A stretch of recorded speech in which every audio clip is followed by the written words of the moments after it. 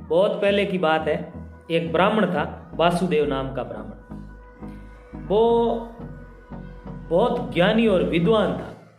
समाज में उसकी बहुत ज्यादा पेड़ थी, लोग उसे बहुत आदर देते थे। अब उसका एक पुत्र था जिसका नाम था गुणपति। अब नाम तो उसका गुणपति था, पर वास्तव में उसमें गुण बिल्कुल थे ही नहीं। चोरियां करना, गलत जितने भी काम होते वो सब करता था। और सबसे बड़ी उसकी कमजोरी थी, वो जुआ बहुत खेलता था। अपने पिता की जितनी भी धन दौलत थी, जितना भी धन था कमाया हुआ, वो सब उसने जुए में जो है वो गंवा दिया, हार गया। तो घर वाले भी उससे काफी परेशान रहने लगे कि भाई अब इसका करें क्या। खूब उसे सुधारने की कोशिश भी की, पर वो सुधरा नहीं। तो परेशान होकर के माँ बाप ने उसे अपने घर से निकाल दिया। अब घर से निकलने के बाद अब वो जाए कहाँ, उसका तो कोई ठिकाना नहीं, कोई मित्र नहीं, कोई अच्छे काम तो उसने कभी किए ही नहीं कि कोई उसकी सहायता कर दे। सब उससे तो परेशान ही थे। तो वो उसने क्या किया, एक रास्ता पकड़ लिया और जाता रहा। उसने मन में सोचा कि कहीं ऐसी जगह जाऊंगा जहां मुझे कोई नहीं जानते हैं और फिर वहां पर आराम से रहूंगा। तो वो चलता गया 2-3 दिन तक वो चलता रहा। भूख प्यास से व्याकुल हो गया, खाने को कुछ था नहीं पास में। तो एक जगह वो जो जंगल में जा रहा था, तो जाते जाते अचानक से उसको चक्कर आया और वो मूर्छित होकर के वहीं गिर गया, बेहोश हो गया कमजोरी के चलते। उस जंगल में एक बहुत बड़े साधु महात्मा रहते थे, पहुंचे हुए सिद्ध पुरुष रहते थे। वो वहां से गुजर रहे थे तो देखा एक लड़का, क्या जवान आदमी, नौजवान आदमी जो है वो पड़ा है बेहोश। तो उसे उस पर दया आई और उन्होंने क्या किया, उसको जो है वो पकड़ करके उठा करके अपने आश्रम में ले आए, कुटिया में। उसे जो है वो थोड़ी उसकी चिकित्सा की, उसे कुछ दवाइयाँ वगैरह दे करके। जैसे ही उसको होश आया तो उसने पूछा मैं कहाँ हूँ। तो साधु ने उसे बताया कि भाई तुम जंगल में हो, पर चिंता मत करो, मैं तुम्हें जो है अपने इस आश्रम में ले आया हूँ और अब तुम्हें जो है वो किसी तरह की चिंता नहीं करनी चाहिए। तो उसने कहा मुझे भूख लगी है। तो साधु ने कहा बताओ क्या खाना है आपको। तो उस युवक ने कहा कि मैं क्या खाऊं ये बहुत महत्वपूर्ण नहीं है, क्योंकि आप तो साधु है, आपके पास जो भी मिलेगा रूखा सूखा होगा, जो भी मिलेगा मैं भी वो खा लूंगा। पर साधु ने कहा अरे आप चिंता मत करो, तुम तो ये बताओ कि तुम्हें खाना क्या है, व्यवस्था मैं अपने आप कर दूंगा। तो उसने कहा मुझे लाडू, घेवर, खुरमा, बर्फी, पुड़िया ये खानी है। तो साधु महात्मा ने आंखें बंद की और एक मंत्र का जाप किया, तो एक थाली भरे हुए ये सब चीजें, लाडू, घेवर, खुरमा, बर्फी, पुड़िया, पेड़ा, कंदकली, सब चीजें जो है वो आ गई। उस युवक को बड़ा आश्चर्य हुआ कि अरे ये क्या हो गया, एक मंत्र से इतना कुछ मिल गया। उसने आराम से तृप्ति के साथ पूरा भोजन किया और उसके बाद उसने उस साधु से पूछा कि भाई आपके पास ऐसी कौन सी विद्या है कि आपने जो है वो इस तरह से भोजन जो है वो प्रकट कर दिया। तो साधु ने उसे इशारा किया, कुटिया के अंदर जो उसकी झोंपड़ी थी उसकी तरफ इशारा किया। अब वो लड़का क्या है, उस कुटिया में गया तो वो क्या देखता, कुटिया के अंदर एक नई ही दुनिया बसी हुई है। बहुत बड़ा महल कुटिया से पार, झरने, पानी, पहाड़, नदियां, सुंदर मनोरम दृश्य। उसे लगा जैसे वो स्वर्ग में आ गया हो। कुछ देर तक वो इधर उधर घुमा और उसके बाद जैसे ही वापस कुटिया में प्रवेश किया तो उसे जो है वो जंगल दिखाई दिया। वो वापस आ गया, वापस आके फिर पूछा कि महाराज आप तो कोई जादुई आदमी लग रहे हो, आपकी दुनिया तो कोई अलग ही है, निराली है, मुझे भी आप अपनी विद्या सिखाओ। तो उस साधु ने कहा नहीं नहीं नहीं नहीं, नहीं ऐसे कोई किसी को विद्या नहीं सिखाता है। तब उस जो लड़का था ना, उसके मन में ये विचार आ गया, या उसने मन में ये तय कर लिया, दृढ़ निश्चय कर लिया कि मुझे ये विद्या सीखनी है। उस दिन से उसने साधु, जो वो साधु थे, उनकी सेवा शुश्रूषा करनी शुरू कर दी, उनका कहना मानना शुरू कर दिया, उनकी हर बात वो दिल से पूरा करता था। धीरे धीरे वो सब जो उसके शिष्य थे उनमें सबसे प्रिय शिष्य बन गया। और जब सबसे प्रिय शिष्य बन गया तो उन्हें जो साधु जी थे उनके मन हुआ कि भाई मेरी जो अच्छी अच्छी विद्याएं हैं मैं अपने प्रिय शिष्यों को सिखाऊं। तो उसने कुछ नए मंत्र है वो उस लड़के को सिखाए, और साथ ही ये जो मंत्रों से हर चीज प्राप्त कर लेने की जो विद्या थी उसके लिए उसने उन्हें जो है वो तपस्या बताई कि भाई तुम उस स्थान पर जाओ, 6 महीने तक इन मंत्रों का जाप करो, जिसकी वजह से तुम्हें ये विद्या हासिल हो जाएगी। अब वो लड़का खुशी खुशी चला गया, क्योंकि वो तो इसके लिए ही सेवा कर रहा था। वो साधु की सेवा इसलिए नहीं कर रहा था कि उसे जो है वो साधु से कोई उसमें जो है वो उसकी कुछ उन्हें भलाई करनी है या फिर भगवान की भक्ति करनी, ऐसा कुछ नहीं था।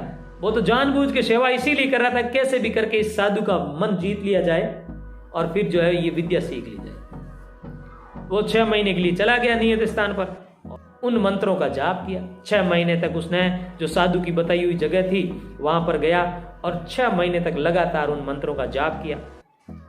6 महीने पूरे हुए, वो वापस साधु के पास आया। साधु बहुत खुश हुए कि भाई तुमने जो है 6 महीने तक बहुत अच्छी तपस्या की, पर ये जो मंत्र, जो हर मन चाहिए चीज लाने का जो मंत्र है ना, ये सिद्ध ऐसे ही नहीं होगा, दूसरा चरण और है, 6 महीने और तुम्हें विद्या जो है प्राप्त करनी पड़ेगी। तो उसने कहा ठीक है मैं कर लूंगा, और पर उसको अब थोड़ी थोड़ी घर की याद आने लगी। तो उसने कहा महाराज ये जो अगले चरण है विद्या का, ये जो तपस्या का अगला चरण है, ये करने से पहले, शुरू करने से पहले मैं जो है घर जाना चाहता हूँ, अपने माँ बाप से मिल करके रहना चाहता हूँ। साधु ने कहा कोई बात नहीं, जा सकते हो। तो उसने कहा महाराज आपको तो ये विद्या आती है, मैं जब घर जा रहा हूँ तो माँ बाप के लिए कुछ चीजें, कुछ उपहार, कुछ जो है गिफ्ट है वो ले जाना चाहता हूँ। तो साधु ने कहा बिल्कुल ले जाओ, कौन क्या ले जाना चाहते हो? तो उसने नई नई चीजें मांगी, जो है कपड़े, माँ के लिए साड़ी और बहुत सारे जो है दूसरी चीजें, सोना, गहना, चांदी, खूब मांगा। और जो साधु थे वो मंत्रों से वो सब चीजें प्रकट कर करके उसको देते रहे। वो सब चीजें लेकर के घर गया। घर गया तो घर वाले बहुत खुश हुए कि चलो गणपति जो है वापस आए। कीमती जो कपड़े वगैरह अपने पिताजी को दिए, तो पिताजी को मन ही मन चिंता हुई, वासुदेव को चिंता हुई। हाँ भाई जल्दी आओ, बंद कर दो।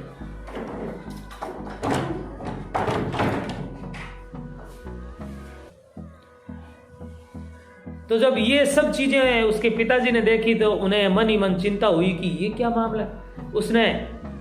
उसने अपने बेटे से पूछा, गणपति से पूछा, गणपति से कि भाई तूने कहीं कोई डाका तो नहीं डाला, कोई चोरी तो नहीं की, क्योंकि तू पहले भी गलत आदतें थी तेरे अंदर, जुआ वगैरह खेलता था, झूठ तू बोलता था, तो कहीं ऐसा तो नहीं है कि ये जो सब तू हमारे लिए उपहार लेकर के आया है वो कहीं से चोरी करके लाया है?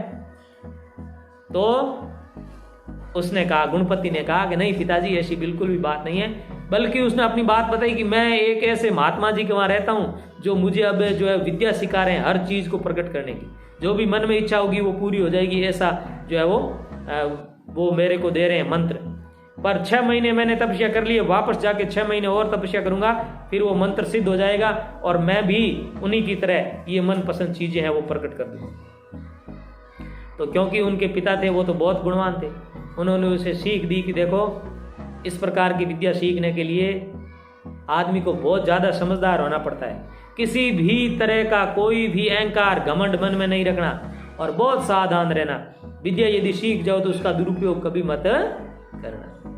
उसने कहा ठीक है, पर मन ही मन ही तो वो सोच रहा है कि मैं तो विद्या सीख ही इसलिए रहा हूं ताकि अच्छे अच्छे पकवान खाऊंगा, आराम से रहूंगा, गाड़ी ले आऊंगा, ये कर दूंगा, वो कर दूंगा। अब वो वापस गया साधु के पास, तो महात्मा जी खुश हुए कि चलो आप वापस आ गए हो। तो उन्होंने कहा कि अब मैं जो है वो उस विद्या को सीखने के लिए, तपस्या करने के लिए तैयार हूं। तो वो दूसरी बार फिर 6 महीने के लिए उसने तपस्या की और खुशी खुशी वापस साधु के पास आया कि महाराज मेरी 6 महीने की तपस्या पूरी हो गई है और मैंने भी अब आपकी तरह हर कोई मनपसंद चीज प्राप्त करने का ये जो सूत्र है उसको सिद्ध कर लिया। साधु ज्यादा खुश नहीं थे, वो थोड़े उदास थे, क्योंकि अब उन्हें धीरे धीरे लगने लगा कि शायद ये विद्या किसी और वजह से सीखना चाहते हैं। तो साधु ने कहा ठीक है भाई, तूने यदि विद्या सीख ली तब मुझे खाना खिलाओ बढ़िया सा। तो ठीक है, मैं आपको जलेबी और गुलाब जामुन खिलाता हूँ। ऐसे करके उसने वो मंत्र पढ़ा, कई बार मन में मंत्र पढ़ा, पर न तो जलेबी आई न गुलाब जामुन आया, कुछ नहीं आया। तो मन ही मन वो चिंता करने लगा कि हो क्या गया, क्यों नहीं हो रहा है। तब उसे साधु जो महात्मा जी थे उन्होंने समझाया कि बेटा तुम जो ये मंत्र सिद्ध करना चाहते थे इसके पीछे तुम्हारी आकांक्षा अलग थी, तुम लालच में थे।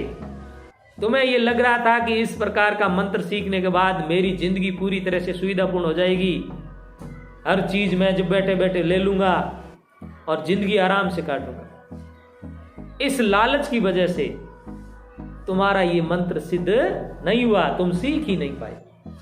जबकि कोई भी अच्छी चीज सीखते हैं ना, तो उसके पीछे उद्देश्य ये होता है कि वो समाज के काम आए, वो दूसरों के काम आए।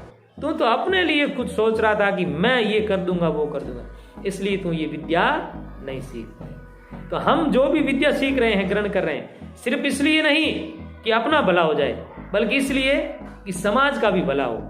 हम चोरी नहीं करें, झूठ नहीं बोलें, इन सब बातों का ध्यान रखें, तभी जाकर के हमारी जो हम विद्या प्राप्त कर रहे हैं, पढ़ाई कर रहे हैं, वो सही होगी, फलीभूत होगी।